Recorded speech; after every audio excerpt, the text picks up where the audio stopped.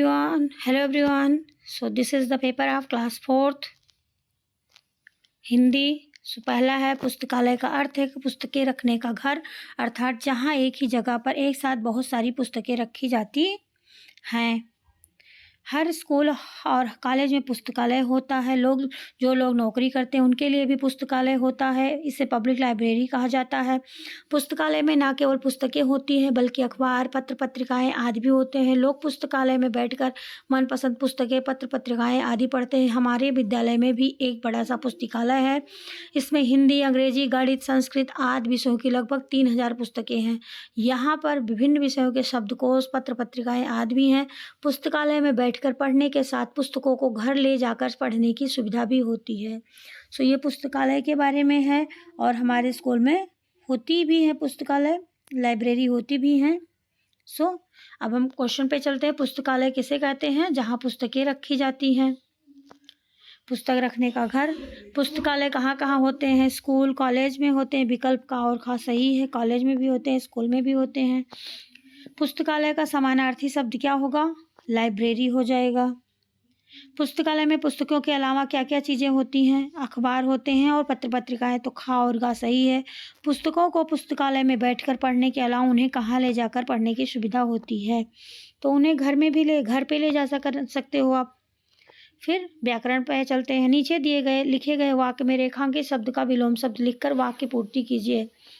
तो राम धनी है और उसका भाई निर्धन है। धनी का विलोम निर्धन हो जाएगा। नीचे दिए गए वाक्य में नाम बताने वाले शब्द संज्ञा छाटिए। सुरेश खाना खा रहा है, तो इसमें संज्ञा शब्द को छाटना है। तो इसमें नाम बताने वाले तो सुरेश हो जाएगा। फिर अपनी बात को कहने के अलग अलग तरीके होते हैं। साधारण भाषा में एक वाक्य को हम इस प्रकार कह सकते हैं, कड़ी मेहनत करना। विशेष तरीके से हम इस वाक्य को ऐसे भी कह सकते हैं। कैसे कहते हैं? कोल्हू का बैल होना, क्योंकि वो बहुत मेहनत करता है, कोल्हू में चलता रहता है। फिर वर्तनी हो जाएगी। दिए गए शब्द को पूरा कीजिए। बादशाह, तो क्या हो जाएगा? बादशाह हो जाएगा इसका, बादशाह। तो इस तरीके से ये पूरा हो जाएगा। फिर गन्ने शब्द का सही सुकांत तुकांत शब्द चुनिए। तो पन्ने। फिर लेखन, कविता पढ़क्कू की सूझ में पढ़क्कू का नाम पढ़क्कू क्यों पड़ा होगा? क्योंकि वो दिन रात पढ़ता रहता था, इसीलिए उसका नाम पढ़क्कू। अगर कबाड़ी वाला तुम्हारे घर का कबाड़ ना खरीदे तो क्या होगा? तो घर में गंदगी फैल जाएगी और क्या होगा? तो आप लोग अपने हिसाब से कोई और भी जो है आप लिख सकते हो। कौवे को पहचानने के लिए कोई दो वाक्य। कौवे को कैसे पहचानेंगे? तो इसकी काली चूंच होती है लंबी, इसका पूरा शरीर काला होता है, ये काँव काँव करता है। तो इस तरीके से हम इसको पहचान जाएंगे। पाठ स्वतंत्रता की ओर में गांधी जी ने कहा, जब मैं वापस आऊँगा तो मुझे खूब सारा दूध पीना पड़ेगा जिससे कि मेरी ताकत लौट आए।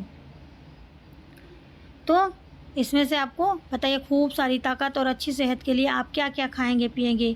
तो कोई 4 चीज़ों के नाम लिख दो जो मम्मी बोलती हैं खाने के, जैसे दाल, फल, हरी सब्जियाँ, दूध, जो भी है वो लिखना। जो लोग देख नहीं सकते फिर भी वह किताबें पढ़ लेते हैं, वह किस तरह की किताबें पढ़ते हैं?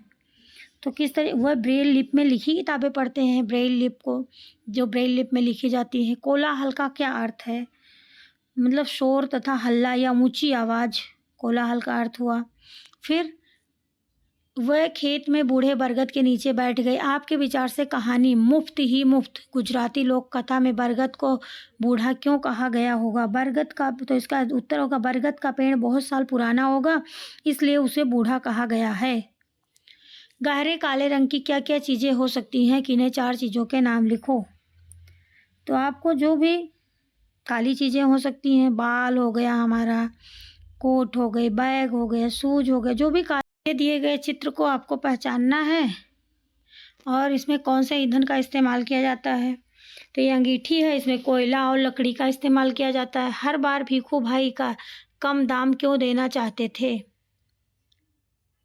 तो भीखू भाई हर बार क्यों कम दाम देना चाहते थे?